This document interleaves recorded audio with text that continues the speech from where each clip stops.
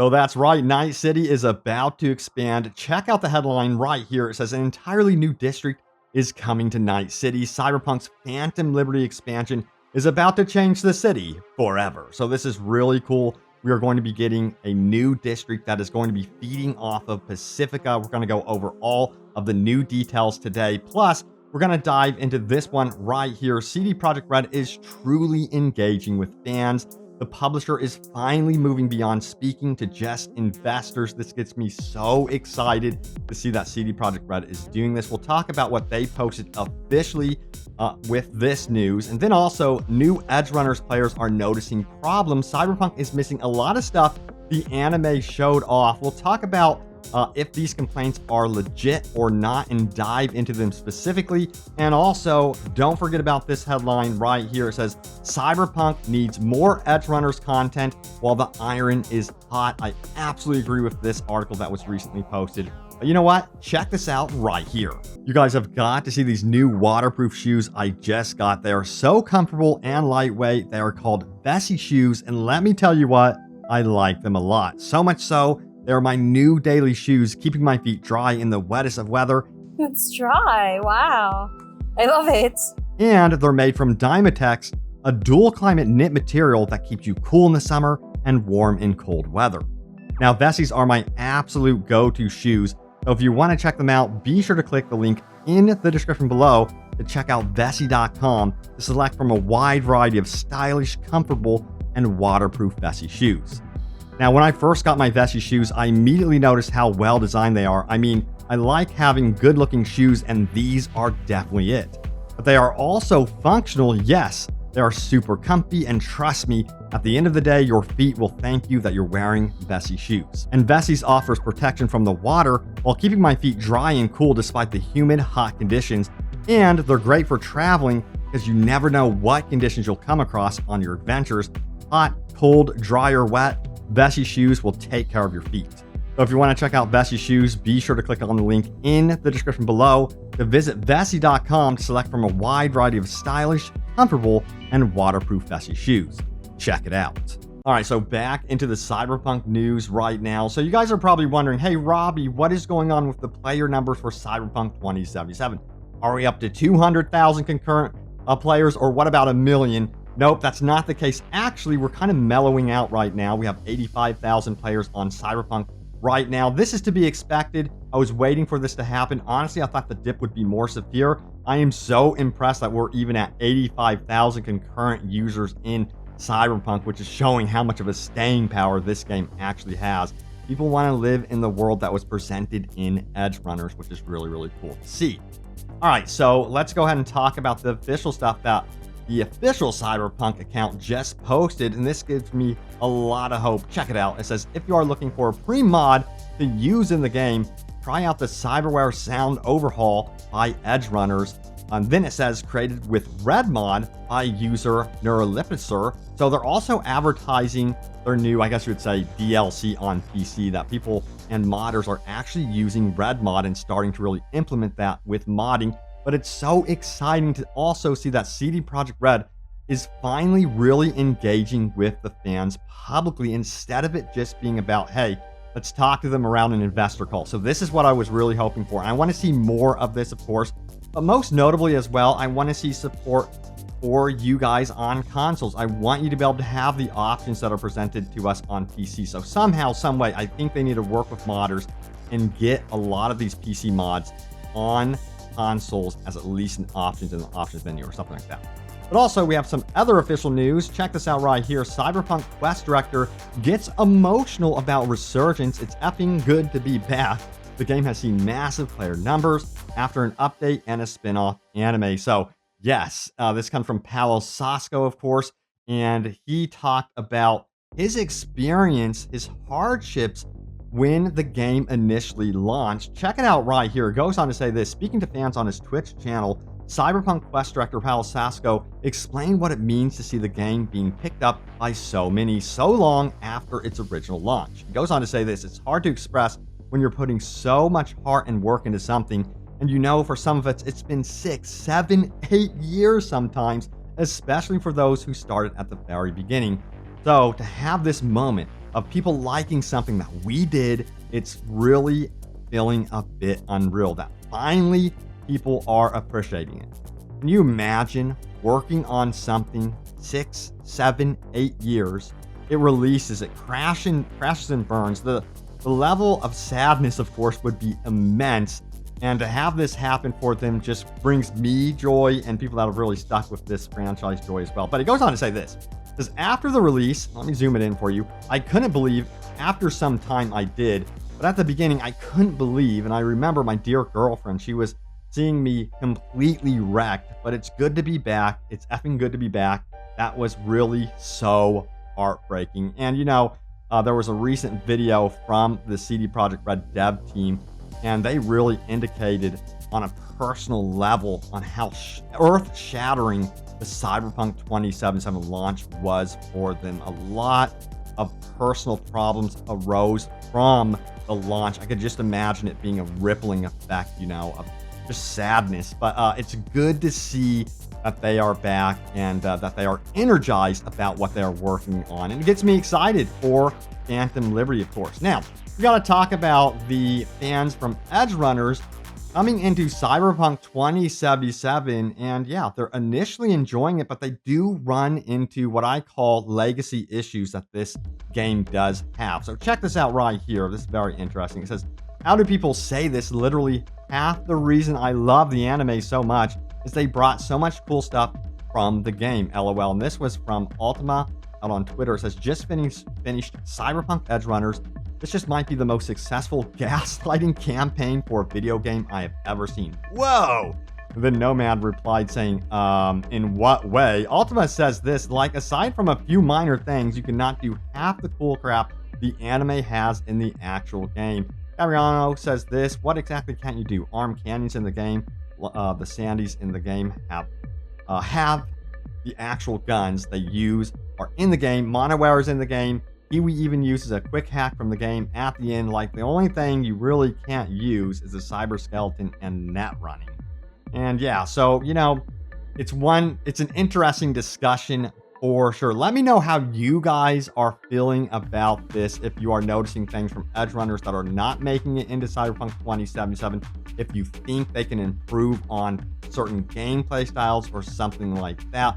Honestly, I guess the one thing I would love to see is more parkour type mechanics, more mechanics that support fast movement, that sort of thing, that sort of play style, because that was really on display in Edgerunners. Otherwise, I was like in dreamland watching Edgerunners saying, yeah, you could do all of that stuff in the game for the most part. But some other people did notice some interesting things about Edgerunners as well. It says these people didn't even play the game before spewing crap. This Gen 5 enthusiast says this, no cyber psychos, weak skill tree, and Atom Smasher is a pushover. Now, I feel like there are, some instances of facing off against tougher enemies as you explore the actual world. I want more of that, of course. But one thing that he did mention is that Atom Smasher seems to be weak in Cyberpunk 2077. And I think this is honestly an overall boss problem. If anything, CD Projekt Red needs to improve, at least in my opinion, the boss battles going forward, especially when we see Phantom Liberty. I really hope to have better fleshed out boss battles in the game, because my personal opinion, that's one area that they do need to work on. But overall, for me, Cyberpunk 2077 is a fun ride. I really enjoy it, and I love the different boss characters that you actually interact with. But yeah, I think that they do need to overall be improved to some level.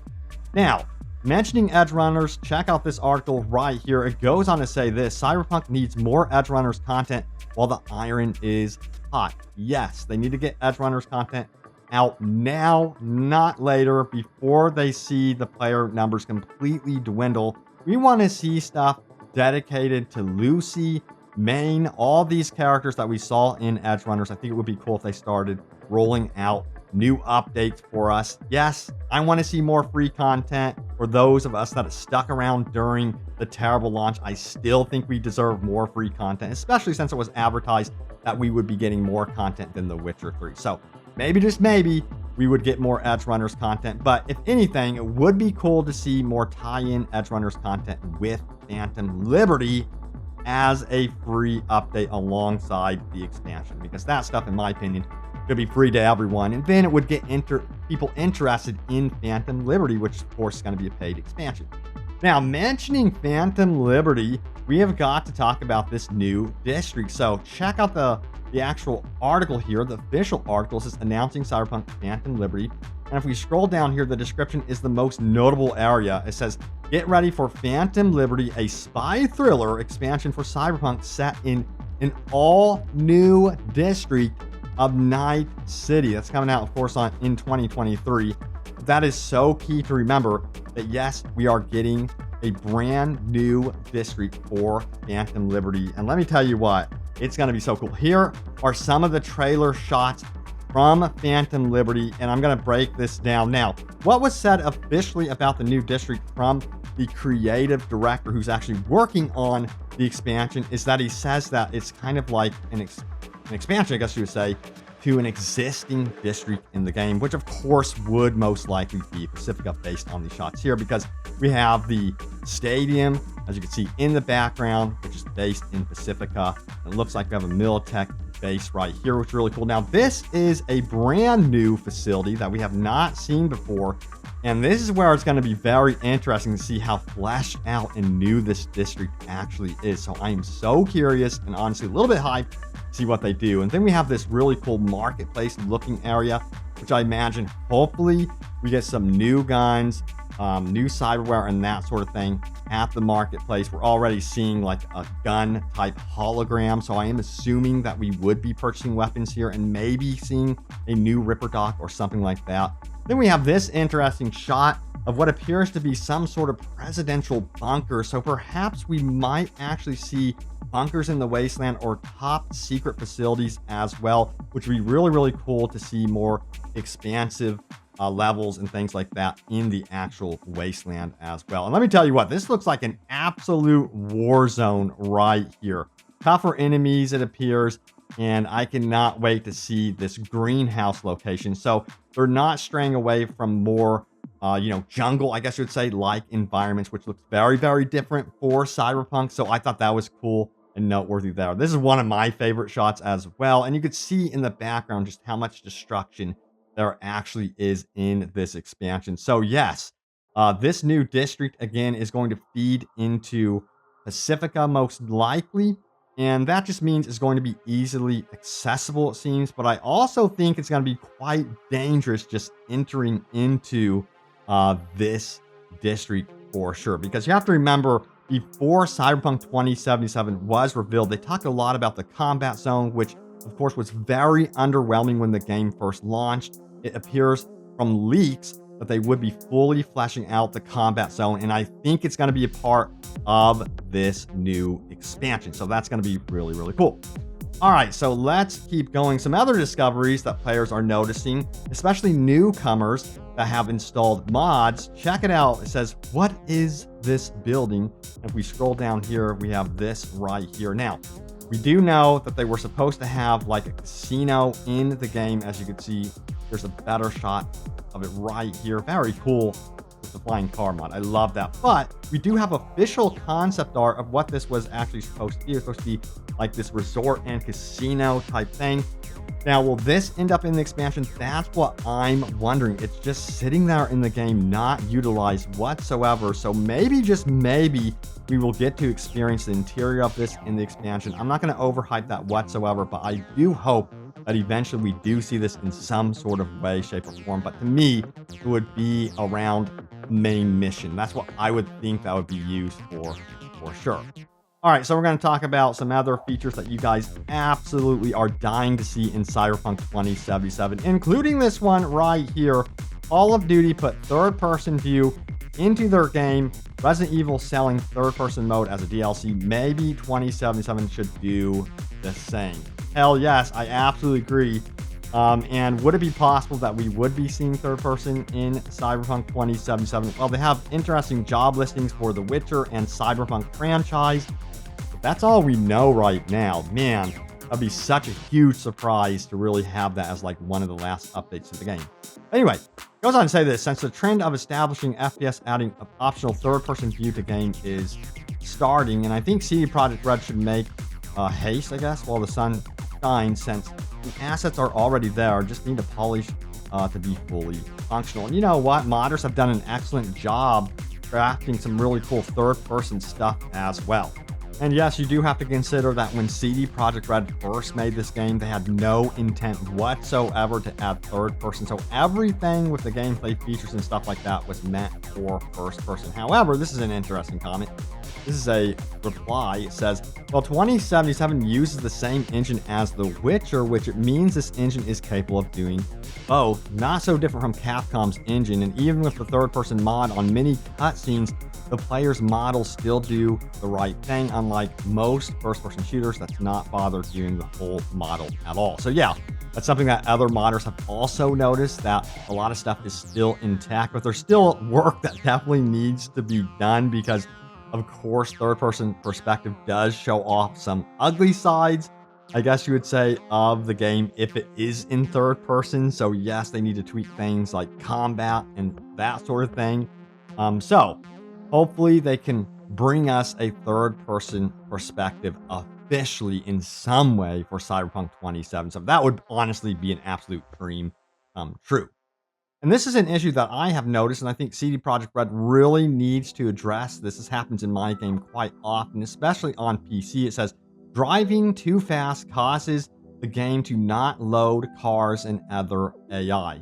So it seems like the game is having trouble keeping up with your fast actions, and I think that this definitely needs to be addressed going forward. I noticed that it got worse again after the last update. As you can see, it's fine right here, but I've definitely noticed cars disappearing. AI isn't where it's supposed to be when you are traveling at top speed. It's like you have to stop and then the game has to catch up. So hopefully they could address that in the future. Now, I'm wondering if that's the same way on consoles. On PlayStation 5, I really haven't noticed that being much of an issue. All right, so let's get into your top comments about my most recent Cyberpunk video. So let's do this, shall we? So, what was my most recent Cyberpunk video about, you ask? So let's go ahead and check it out right here. It says this: how to play new game plus mode on PC, but what about PlayStation 5 and Xbox Series X? So yeah, I did an entire video showcasing how you can actually use the mod play New Game Plus or form of it right now on PC. But yeah, we definitely need New Game Plus support on PlayStation and Xbox. Let's see what you guys had to say about this one. Donovan says, after seeing the comments on the concept of Edgerunners Season 2, I want to know if anyone else wants to see a story different than a solo Mercs story. With Night City being rich in story, I'd be entirely down for new types of stories like Max Tech agents going rogue, stories about nomads handling Night City, a closer look about the gangs of Night City as well. Click read more. Then it says, doing something similar to David feels kind of rinse and repeat after playing with B countless times and rewatching Edgerunner over and over again. Maybe it's just me, but I personally would want to see more lore behind the cyber psycho that became a part of Max Tech. 100% agree. Honestly, I really do think that CD Projekt knows they have an entire playground here, I guess you would say, with Cyberpunk, and that they will be able to tell infinite stories if they really, really wanted to. And that's where, in my opinion, the sequel will come into play. And I think the sequel will hopefully see truly fleshed out life paths where you will have multiple choices as part of the trauma team, Max Stack, whatever you want. That would be really, really cool. If they could just only like Skyrim, I guess you would say, that part of the game, that would be awesome. Then we have Zane Harris who says this: I really do hope consoles get New Game Plus within the next couple months or with the DLC, especially since Steam peak players reached 130,000 plus and consoles are probably climbing too. And he says this: I wish there were dev approved mods that could be downloaded on the store page for consoles. It would be a game changer. Absolutely, much like Skyrim and Fallout. But again, I just don't think that would happen unless they added the mods in officially in the options menu where you could toggle on and off things like Edgerunner sound effects and things like that. That's where it could happen, but creating a full creation kit type experience and a creation storefront or something like that where you can enable mods, disable mods, that would be a whole different dev team required. Now, Max says this one right here: if they add a New Game Plus, I'll replay it at ASAP. By far, one of the most requested features for Cyberpunk right now. Roxy Lufer says this, you know, I hope they raise the level cap with the expansion, even if it's only by 5 to 10 levels, the amount of versatility, added to builds with even 5 more attribute points would be massive. Absolutely. I think they need to open up the options with that, but I also kind of get why they don't want to, especially if they do bring us New Game Plus. They probably want you experimenting with different builds. However, that would still require you to mess around with attribute points. So they really do need some sort of system where you can at least, at the very least, reset attribute points alongside your perk points. I think that's a requirement at this point. All right, so there it is, the latest happenings around Cyberpunk 2077. I am so hyped for Phantom Liberty. I cannot wait to find out more about this one. I also want to know the release date. It's killing me at this point, but it looks beautiful. Remember, this one's coming out on next gen only, so I'm so curious to see what that actually means in terms of gameplay, in terms of how this actually looks and functions. So yeah, I am so curious. But anyway, there it is, the latest happenings around Cyberpunk 2077. Stay tuned for more. Thank you all for the love and support on the videos, and I will see you all next time. Take care.